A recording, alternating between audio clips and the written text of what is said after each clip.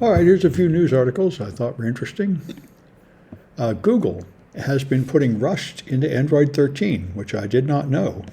And every version has less memory safety vulnerabilities and a higher degree of code in memory safe languages. Now, here they say for the first time, more than half the code is in a memory safe language, which I guess means they're counting Java as a memory safe language, which might be true. I'm really not sure. But here's Rust.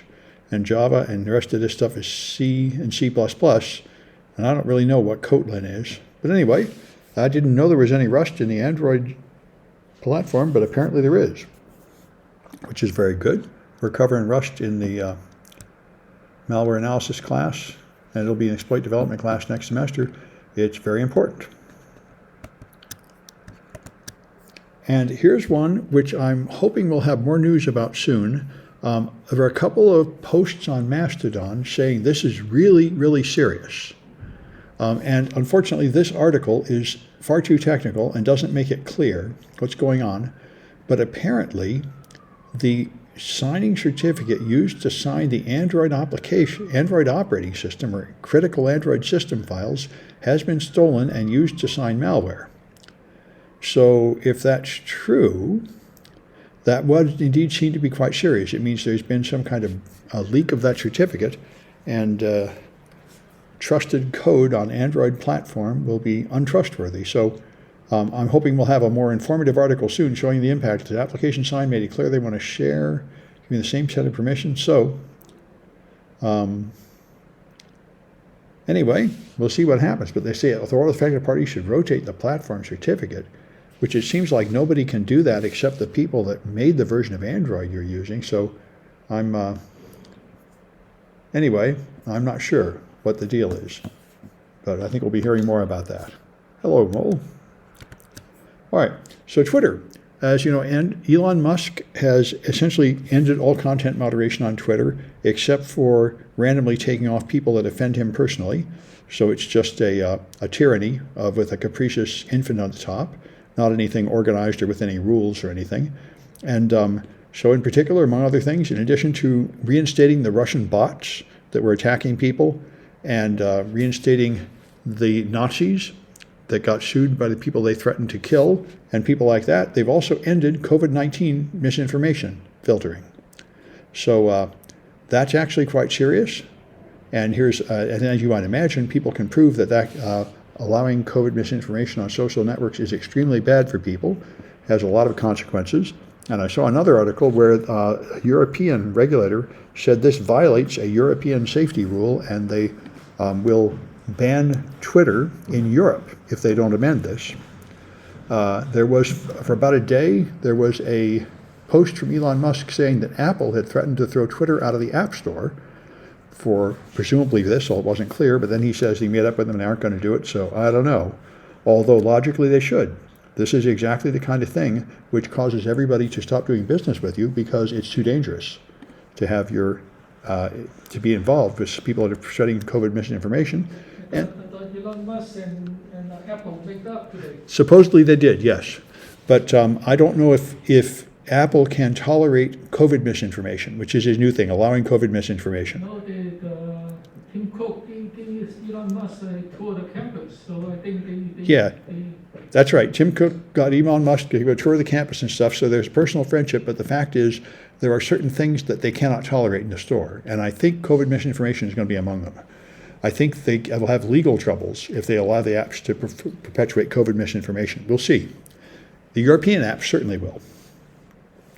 Anyway, so Elon Musk, if you want to, go to LogMeIn. I saw something. LogMeIn suffered a security breach, but then he said it was LastPass. Apparently, two of them are connected. Anyway, so Elon Musk shows off his brain chips and says he's going to install one, and just the only interesting thing here is it shows how much he totally lies. This is his Neuralink company, and it's been killing the monkeys. In fact, he's being sued because it kills the monkeys so badly. There's cruel treatment and animal cruelty lawsuits against him for the way that even the monkeys can't stand these chips. These chips don't do any good at all. And he says he would like to make chips that help the blind see and the paralyzed walk, and there are many other ways to do that, and that's certainly a good thing. But he says he's going to have a chip that makes normal people smarter, and he wants one of them. And that would be nice. It makes good science fiction. But his chips are nowhere near ready to achieve that. Neither is anybody's chips in the world. It'll be 100 or 200 years probably before you have a chip that would actually make a normal person smarter. Certainly there's nothing you can get now that would do that. So this just reminds you, in case anybody didn't know this, that everything Elon Musk says is a lie, just like Donald Trump. And of course, here's one of the many flaws. That's pretty Yeah. close. What's- Because a lot of people, they can implant the chip in the eye to help. Yes. Oh, yes. There are yes, you can help blind people by putting a chip in the eye or sometimes a chip in the brain. Yeah. And that's fine. That's real. Elon Musk's technique is one of several. There are less dangerous medical ways to do that. Yeah, that's a real thing. That's why that might be, although his particular technology is not working yet, that's not impossible. But something that would actually make a normal person better, that's science fiction.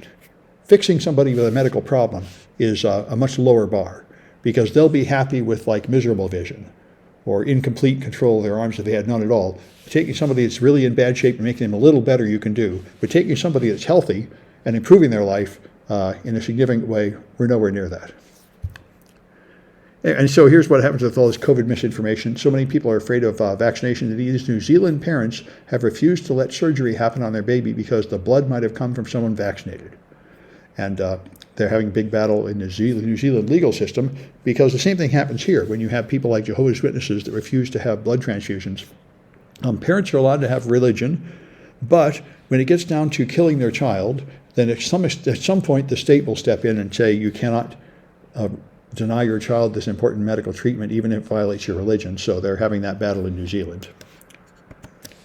And so there's another exploit broker. There's a commercial IT firm that is making attack tools, and this is like several others. They found the tools. They're selling a framework from Spain, and it's called Heliconia Noise Framework. And what it sounds pretty cool. What it does is it exploits vulnerabilities that have been patched largely, and it exploits a lot of vulnerabilities that are privately found and privately patched and never get a CVE number. So obviously, it seems obvious to me what they're doing is they're reverse engineering the patches. When Google patches something and they say we found it privately and it never got a CVE number, they can still reverse engineer the patch and make an exploit, and so they can attack people that didn't put on the patch. I thought somebody leaked out a CIA platform, virus platform for making malware. You're talking about the Android hunting certificate? No, somebody leaked out a malware making platform that used by the CIA. Oh, I did not know about that. A malware making platform from the CIA. That's new. I did not know about that one. But anyway, this one here is just a commercial seller like NSO, Hacking Team, Accuvant, and Candiru or others. A Spanish one. That's interesting. I wonder if I can find that one. Nobody can hide anything now. CIA hacking platform. Let's see if I can find it. There's been a lot of exciting news today. Yeah, they've run from years ago. I'm not aware of a new one from the CIA. Nope. All right. Well, if you find it, let me know. Anyway, all right. And so the student loan forgiveness is now blocked until June anyway. They're going to consider it in February and have a decision by June. As I've said, I certainly hope no students are counting on this. This seems blatantly illegal on the face of it, and the courts are going to hold it up for a while, I think. This I thought was pretty interesting. He asked hackers how they break in, and the thing that surprised me is nobody uses phishing. Their techniques were interesting. This guy uses IPv6 spoofing using man-in-the-middle 6 responder and NTLM relay, so then they can get an SMB signing. So they can get an SMB request, and that will have a password hash. Password spraying, that's quite logical, where you just take a common password and you try all the possible usernames with it. This guy here is, again, a password spray on Office or Outlook, or going to GitHub and Bitbucket and looking for passwords in the source code. This guy, again, is poisoning vulnerable network protocols like LLMNR, a common technique to trick you, again, the same tool, NTLM Relay X, putting you maybe a man-in-the-middle attack so you get authentication requests from the server, and you get hashes, which you can then use pass the hash on. This guy does it with voice phishing. That's the only one I knew about, which I didn't know about that. And this is another one with Responder and NTL and RelayX again. And here's another one with LLMNR, and that is by far the most popular technique, is man-in-the-middling Microsoft's automatic authentication system. So anyway, that's interesting to see. That's not what I expected. Hive, I didn't know about Hive Social. Hive Social is apparently a Twitter alternative, and a bunch of people flooded into it, and some researchers found horrible vulnerabilities. They said everything is exposed, passwords, private messages, and everything, and they told the people that run the company, and they just lied and said it was fixed and told them it was no good. So they announced publicly that anybody could do this, and they responded by pulling down their entire service for several days now. So it's, at least they got a response, and I don't think these guys released the exploit. They just said it was exploitable, and so now people are arguing about this. But anyway, that's very unusual, that someone, usually when they lie to you and deny the vulnerability, which I have happen all the time, then of course they just leave the site running. It's surprising that you take down the site entirely. Does anyone attack Mastodon? What about Mastodon? Does anybody attack the Mastodon? Yes, he asked if anybody attacked Mastodon. Yeah, well, a guy found a vulnerability in Mastodon, but it was very minor. He found something sort of like a minor authentication bypass under some extreme circumstances where they could phish like some hash or something. It was really minor. Nothing significant, nothing like this. Although, he has at the end something I certainly agree. Don't use direct messages at all on a social network. For direct messages, use Signal. If anything you put on a social network should be public. Don't fool yourself. You can't trust them to keep any privacy. So that's the way to be safe.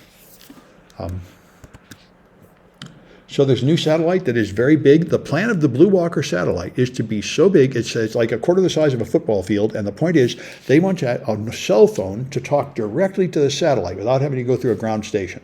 So it needs a big antenna at the top to receive that. So they put this thing up, and it's the biggest satellite that's ever gone up. And now it is so bright, it's a serious problem for astronomers. They say it's brighter than the brightest star. So it's really messing up their... Starlink is a problem for astronomers. Yes, Starlink is a problem, but it's a smaller problem because the satellites are smaller. So, and they... The Starlink is continuous. Yeah, there's a lot of Starlinks. Anyway, so the Blue Walker is 65 square meters, which is really big, and so they're planning to put up hundreds of them, and the astronomers are saying this is terrible, and they say, well, it'll be a real benefit to have them up there, so we don't really care about your astronomers, but we might be able to use a darker material, so it's not as reflective. Remember a couple of years ago, the Russians tried to sell the space light to the Philippines. Russians sold space flight Tried to sell to put up a light in space so we can, to the Philippines. Philippines want lights at night. So really, I didn't know about that. He said the Russians were trying to light up the night sky above the Philippines. I know so Tesla. They set up a mirror at the space so we shine the light, reflect the sunlight onto the. Wow, they didn't actually do that. Did that sound? So they tried to sell it. Yeah, tried to sell them that they would have a reflector to make sunlight appear. Yeah, Tesla planned to light up the whole night sky in night with giant lightning bolts or something. But I mean, those sound. 24-hour lights. Yeah, those sound very impractical. And the other thing which nobody thought of is it would foul up the plants and everything. Yeah, of course. Yeah, well, back in the time of Tesla, nobody thought about environmental impact. But now I think we know. All right. Anyway, let me stop this.